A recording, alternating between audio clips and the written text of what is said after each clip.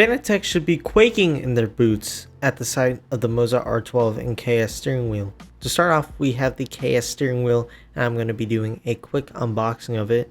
To tell you a little bit about it, it is a 300mm butterfly style GT wheel, or like a GT3 wheel, or the Williams F1 wheel. And as you can see back there, we have some nice stickers and an instruction pamphlet on the wheel. There are programmable short travel RGB buttons, which we'll see in a moment, hall sensor magnetic paddles with dual clutch, and of course an ecosystem which allows you to use this wheel on any of the V2 wheelbases, including the R5, the Moza quick release, and a carbon fiber composite. As you can see here, it is not fully carbon fiber, which isn't the greatest thing, but at the same time it's not a terrible thing. And in my honest opinion, this looks a lot better than the Fanatec GT3 wheel that they've been putting out. So in the background, you're going to hear me click around with the paddles, and the paddles feel good, but they feel a little dampened, not a lot of play in them compared to something like the Moza GS V2 or the RS V2 or even the CS wheel. There's not a ton of movement, but it still feels nice.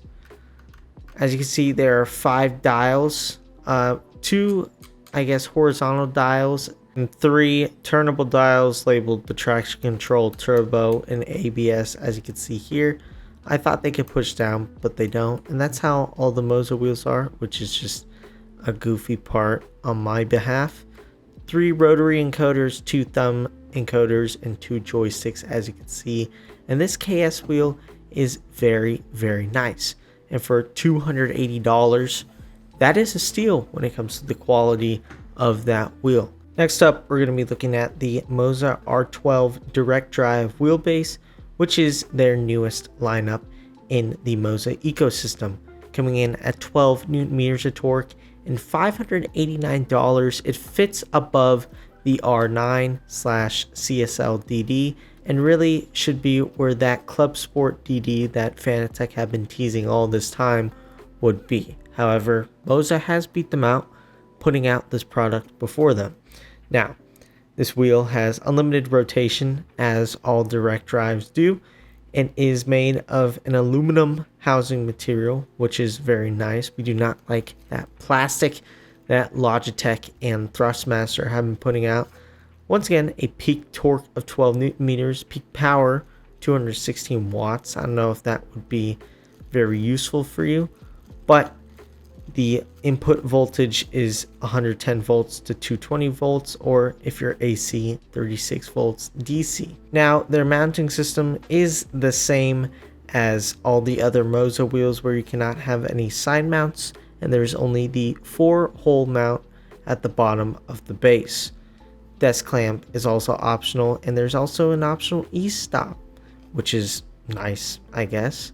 One thing I do have to comment on the Moza website that I'm currently looking at, there is no bit encoder rate, which usually you should say, and I would like to know on the R12 what the bit rate is, because I feel that is very important to the resolution of the wheel and how well it will perform. As you can see right now, I'm currently struggling to open the bag, and I had to cut it because it took me like 3 minutes to open it. That's my fault and my behalf for being an absolute buffoon. However, we take it out. It is a little bit bigger than the R9, a lot bigger than the R5. However, that famous Moza look, it looks fantastic. Here's a quick glamour shot of that KS wheel. It just looks so good. And here we're going to have me peeling off the back strip of it. And before we continue on with the review, I want to have a quick comparison between the KS and the GS V2 GT/Formula wheel. The GS GT V2 comes in at $469 comparative to the KS wheel. It's also 30mm smaller, and as you can see, a completely different design. Now, the buttons on the KS wheel feel a little harder and less soft than the GS V2, but the joysticks are the same and the turn dials are all the same, except these ones you see right there. But everything here on the wheel, they feel pretty much the same. The sound on the KS wheel is a little denser, which doesn't take away the quality of it, but makes it sound a little cheaper. However, do not take away the KS wheel, as it is a fantastic buy for $280. And here I want to compare the power supply size from the R21 to the R12. You versus the guy she tells you not to worry about. And here, mounting it. Ooh, very nice. The KS wheel fits wonderfully onto the R12. Probably the best of any Moza on Moza wheel and wheelbase that I've felt so far. And I just want to start it up real quick for you guys, just to see all the shiny lights across the wheel. Wow.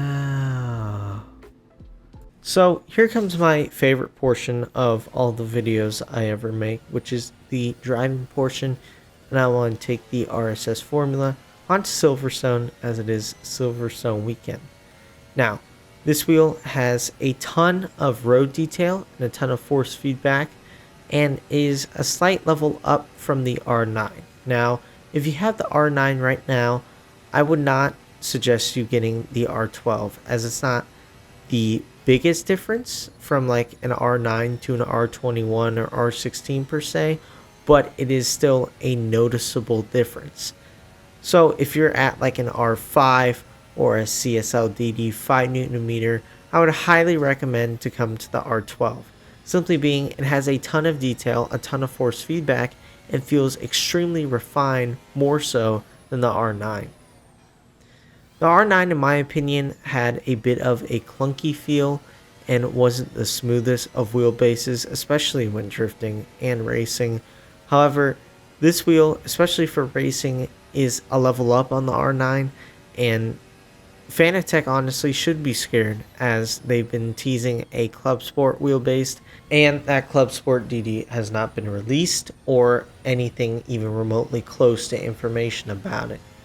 Therefore, the R12 is really filling that gap between high-end and mid-range wheels, where you want a little more power than say a 9, 10, or even 8 Newton meter wheel, but you don't want to spend the extra $400 for, say, a DD1, a Simagic Alpha, or a Moza R21. The R12 is that perfect sweet spot where, honestly, if you get this wheel, you don't need to get any other wheel afterwards, simply because 12 Newton meters is more than enough. Right now, as you can see me spinning out, I'm only running 70% of the wheel's force feedback, and then in-game only running about 90% of that. So there's still plenty of power, plenty of refinement, and plenty of force feedback coming through the wheel, coming through my hands, even with the wheel turned down. I feel if you're a racer, this is the perfect combo, the KS wheel and the R12, if you're looking to level up from, say, a T300 RS, a CSL DD 5 Newton meter, or even a Moza R5, to the Fanatec GT3 wheel, as that's the best comparison I could give.